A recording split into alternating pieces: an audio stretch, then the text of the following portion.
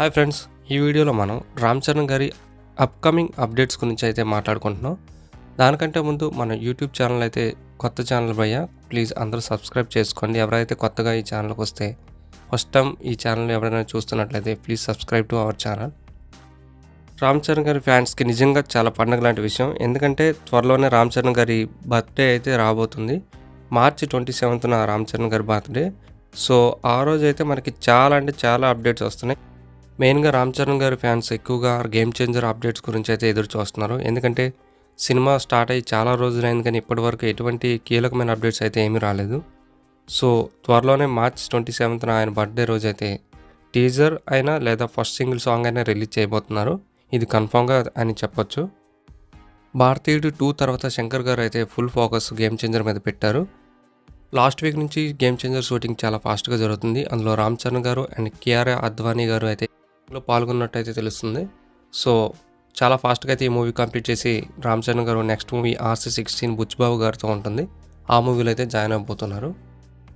ఇంకా game changer update గురించి చూసుకుంటే శంకర్ గారు director, music Thaman and Kiara Advani గారు హీరోయిన్గా చేస్తున్న విషయం అందరికీ తెలిసిందే.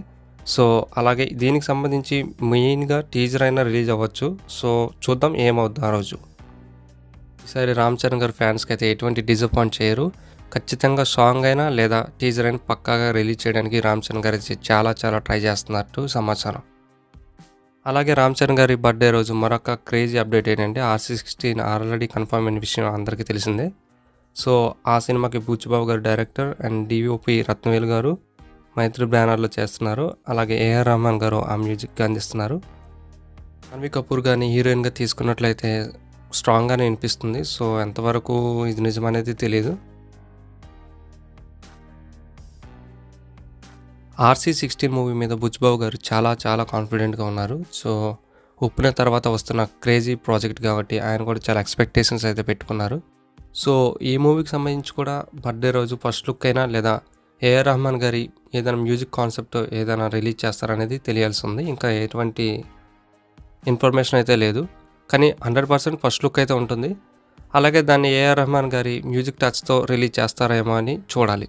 సో ఈ 2 మూవీస్ సంబంధించి అయితే అప్డేట్స్ అయితే 100% వస్తున్నాయి.